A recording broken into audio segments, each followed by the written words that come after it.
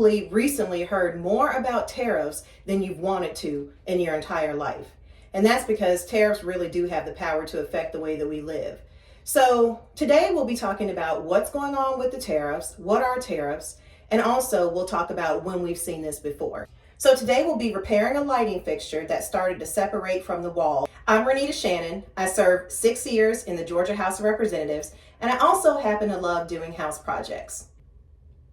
This is House Politics, the channel where we take a look at what's happening now, what happened the last time we saw a thing occur in history, to help us understand what may be coming for the future. This is a lighting fixture that I put up 2 years ago, and it had been holding pretty steady in the wall. I just replaced a lighting fixture that came with this house for one that I liked better.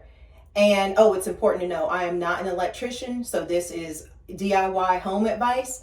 And also, before I start any projects like this, I always make sure to turn off the electricity if I'm doing anything with electrical wires.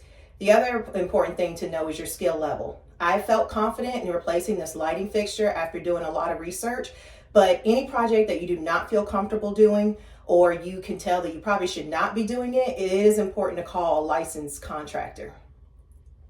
But this was a project that I felt confident that I could do, and I did not have an issue. So lighting fixture has started to come away from the wall. Now, one thing I've noticed from doing DIY projects and installing things is that sometimes when you order items, sometimes the components that come with an item, in this case a lighting fixture that I installed, are not the best. And so the stud that was in the wall originally that came with the product was this stud. And you can see it's not a very good stud. And I think that it was just simply not strong enough to hold up what is a sort of heavy light fixture. So this is what was causing the light fixture to separate from the wall. And so today I'm repairing that, and then I'm going to reinstall the light fixture. So the first thing that we needed to do in order to secure the top stud, what I did was I ended up putting in a locking bolt. So you can pretty much get this at any hardware store. It's just a locking bolt that pretty much behind the wall fans out so that it can provide additional security. So instead of using the stud that came with the lighting fixture, which did hold up for 2 years, but obviously if you put something up like a lighting fixture, you don't want it to come down until you actually take it down. So, and I love this lighting fixture. I actually remodeled this bathroom, and yes, I put up the wallpaper, put in some molding on the walls, painted the ceiling, which you can't see, but I love doing DIY projects. Okay, so what I did was I put in a locking stud to provide additional security into the wall, and I just put it through the hole that was there from the first time, and then I screwed the screw into the locking structure, and so now it's really sturdy. As you can see, I'm not going to try and really pull it away from the wall, but I'm pulling on it and it's not moving, which is what we want because a light fixture is pretty heavy. So before we jump into reassembling the light fixture, let's talk tariffs a little bit. So you're hearing more about tariffs, as I said before, than you probably ever wanted to hear in your life. For those who don't know, tariffs are basically taxes that are placed on any items that come from outside of a country. So in this case, the US. So we're talking about tariffs because it's impacting a lot of us and will continue to impact a lot of us. Trump rolled out a haphazard tariff strategy where he basically decided to have something called Liberation Day, and he just rolled out haphazard tariffs that really had no strategy, had no plan on both countries that he feels are competitors to the United States, as well as countries who have been our longstanding allies. He rolled out tariffs on countries that we have great trading relationships with. And his stated goal around this has been lots of things, including for Canada, he said it was to reduce the amount of drugs that were coming from Canada. And he's been all over the board with the reason that he decided to just do these haphazard tariffs that, as I said before, have no strategy, they were not done in a way that really made any sort of sense. And so as a result, now markets are reacting and consumers are freaking out because of a number of reasons.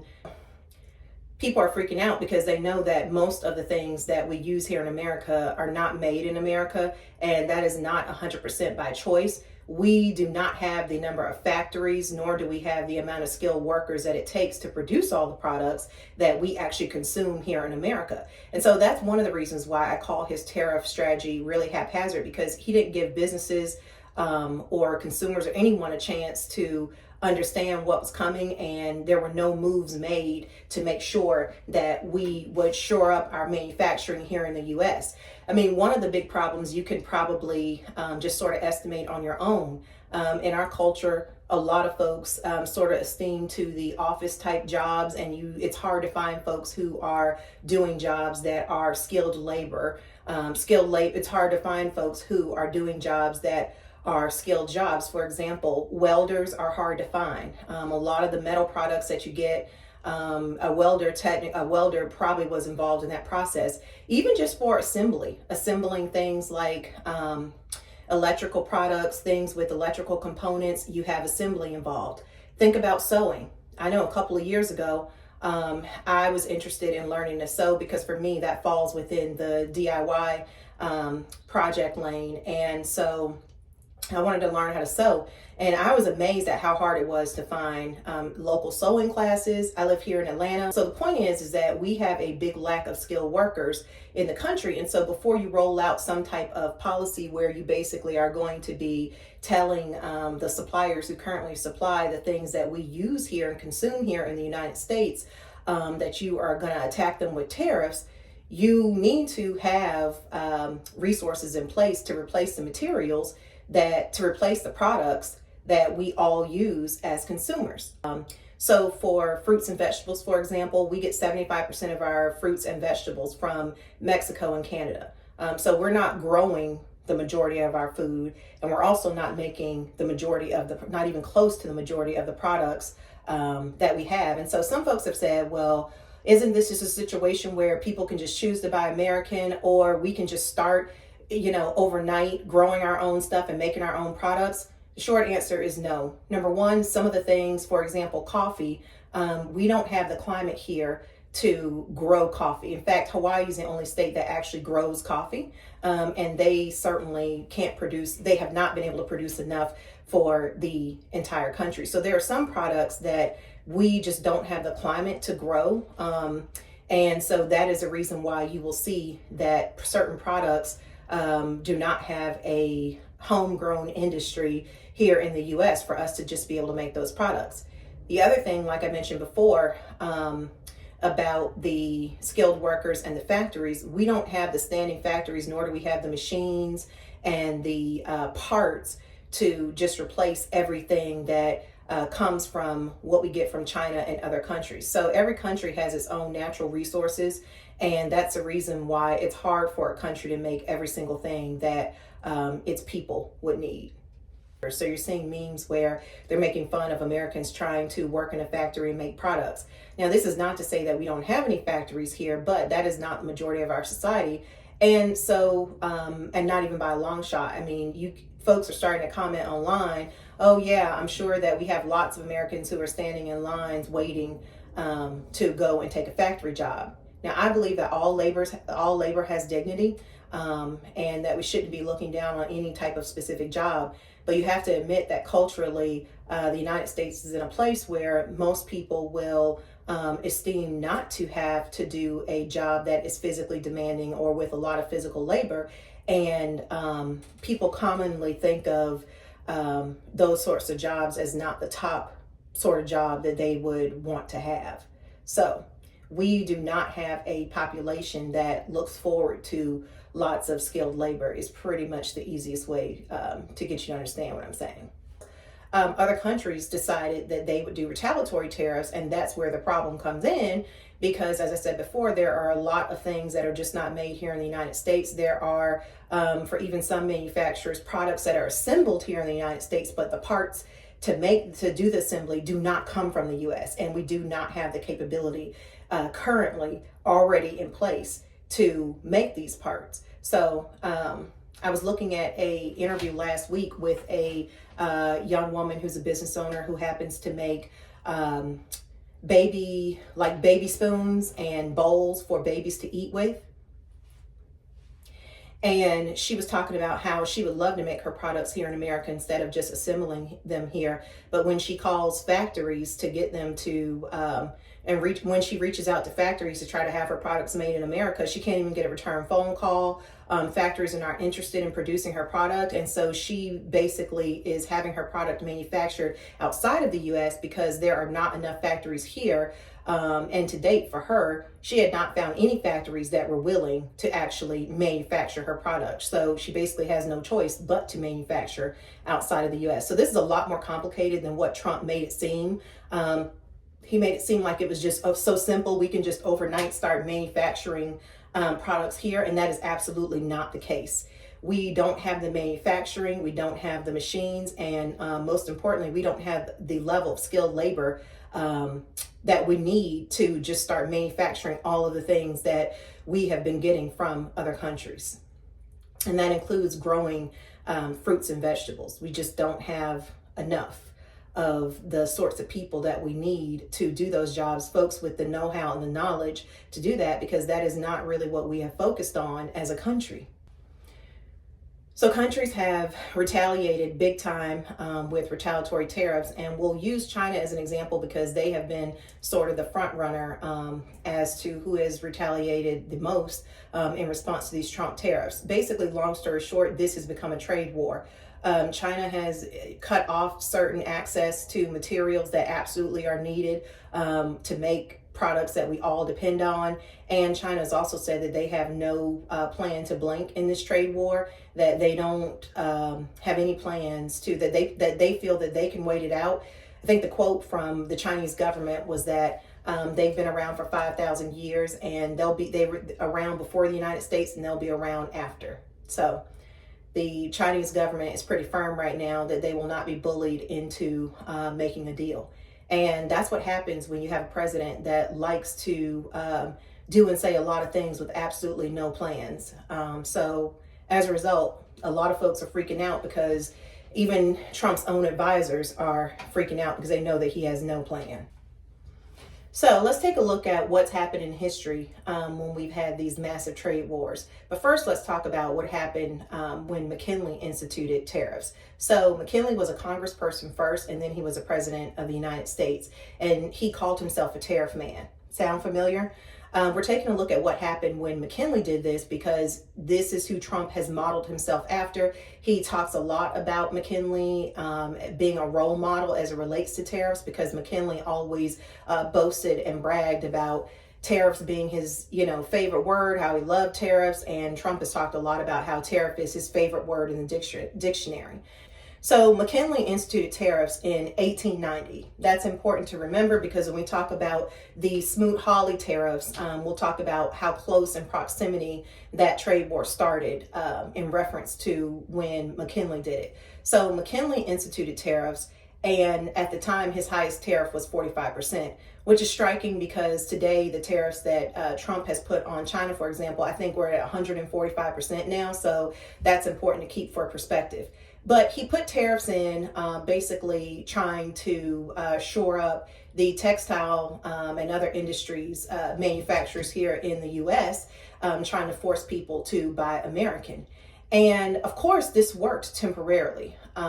Immediately, manufacturers were happy and they saw more business. And so things were great for a short period of time. A lot of times when people talk about tariffs, they talk about how it's going to raise the prices on goods that we don't make here in the U.S. that come from other countries. But what is not often talked about a lot, which is what we saw when McKinley instituted his tariffs, is that the American manufacturers also don't have an incentive to lower their prices. So what McKinley saw in the economy after he instituted these tariffs not long after was that the American companies who were making products here and selling them here to consumers had no incentive to keep their prices low, and they surely didn't lower their prices. they sometimes increase their prices because they knew as long as they were cheaper than what the tariffed goods would cost, then they could get away with forcing consumers to pay that. So they basically had a monopoly. So that is one of the reasons why the public was really upset about the tariffs, because for the consumer just trying to purchase basic everyday items, they had nowhere to go as far as to get competitive prices. So that's also very familiar, because how many times have we seen over and over again where Congress has given a tax cut to an American business, and then they promise that they are going to reduce the cost for consumers, and then instead they just give the tax cut that turns into bonuses for the CEO, but there's actually not a reduction in price for the average consumer. So that basically happened under McKinley's tariffs. But the other large issue he had, which we're starting to see now, is that you have to remember trade is a reciprocal relationship. So there were a lot of American farmers who were shipping things like beef and meat products to other countries. And because of the tariffs, the other countries, because of the relationship being strained due to what they saw as an attack by America launching these tariffs, they did not want to buy American products. So what happened was farmers in the U.S. had no one to buy their products. So farmers ended up suffering because they were selling a large amount of their products not only to the American consumer, but they were also selling their products to foreign markets. So farmers ended up going under because they had nowhere to sell their products. So eventually, it did not take long for the widespread backlash to really take hold in the population. And it was the reason that McKinley had a very tough time politically. McKinley was a Republican, and after this happened, Republicans were swept out of office because of this tariff situation. And then the next president came in and with legislation reversed the tariffs. And that's the thing about tariffs. They usually provide a short-term benefit, but eventually they provide a short-term benefit, but in the long run, they are can easily become problematic, and everybody tends to get hurt. Now, when tariffs have worked in history, it's been because they have been strategic. They have been done in a way where diplomatic relations are kept in place, and they're used as a negotiating tool, which is what Trump is trying to say, that he's using all this as a negotiating tool, but it's not a negotiating tool when the tariffs are being rolled out the way he did, in such a attack and boastful sort of style that he rolled them out in. It really has just angered our trade partners in a way that makes them not want to come to the table and actually negotiate. And so many of the countries that have placed retaliatory tariffs against the U.S. for essential products that we need have basically deprioritized wanting to come to some sort of trade deal, and have just basically said, we're tired of this. And because of all the back and forth that Trump has done with the tariffs, where he says, okay, tariffs are starting this day, and then next thing you know, it's just joking from him. And, he's pausing the tariffs, then he's starting them. It's been sort of the worst negotiation process that you could possibly imagine. And the hostility in the negotiation process started by the Trump administration has really just put trade partners in a position where I don't see how this can be used as a negotiating tactic. It's probably likely just going to result in a lot of folks getting hurt. Okay, so now we're going to reinstall the light fixture now that we have put in the locking stud, and things are more secure than the original materials that were sent with the light fixture. So the first thing I'm going to do is I'm going to take the neutral wire that was coming out of the wall. It's kind of hard to see, but it's a thick copper wire, and I'm going to put that around the grounding screw.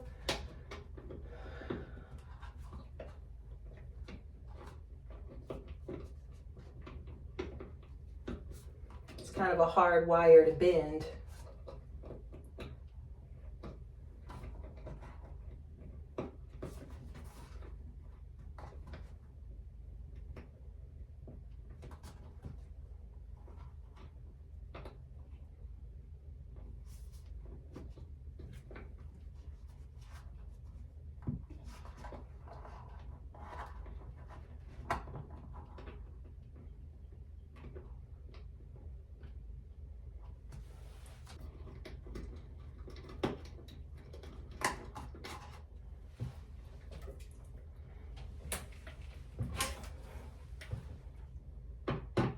And now I'm just going to tighten the screw, the grounding screw with the wires underneath.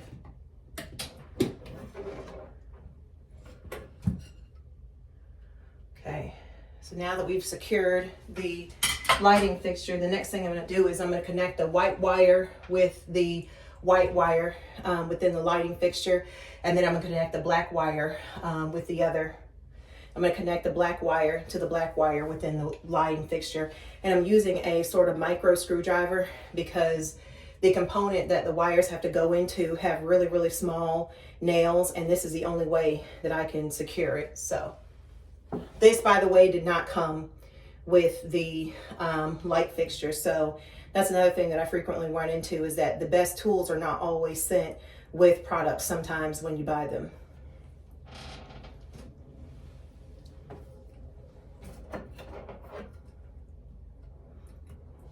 So it's important to be prepared with your own tools where it makes sense, even though a lot of times they'll say that it is included.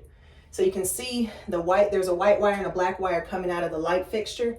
That's where I'm going to be installing the wires from the wall, or attaching the wires from the wall, so that we'll have a great connection. So we'll have the right connection to generate electricity.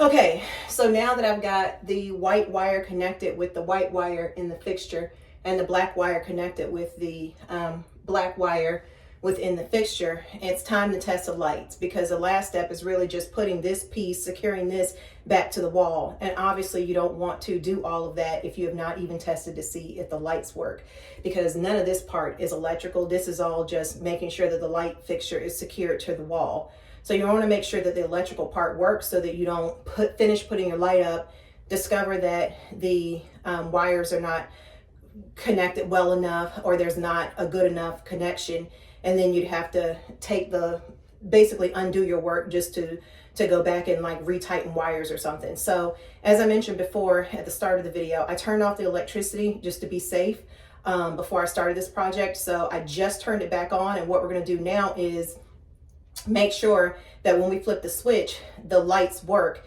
before we secure the light fixture back towards the wall. So let's do that now. That was a fan. There we go, we got lights. So now that means that we can secure the light fixture to the wall. So I've attached the top screw into the light fixture so that it's not just hanging from the wall like it was before. And now I'm going to attach the bottom screw, and then we will be done.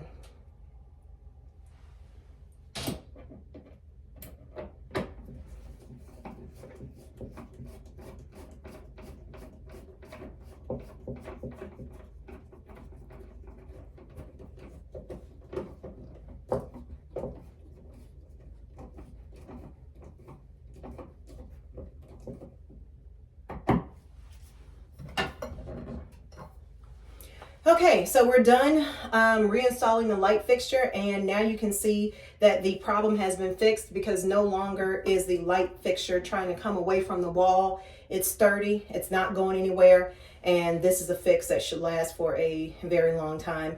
And once again, like I said, a lot of times the materials that will come with things like a light fixture are basically whatever the company can get away with putting in the box. That will just get the job done, but doesn't necessarily mean that it's going to hold up over time. Let's turn the lights on so you can see the fixture. It's actually beautiful as it's attached to the wall. If you've enjoyed this video, please like and subscribe, help the channel grow. Until next time,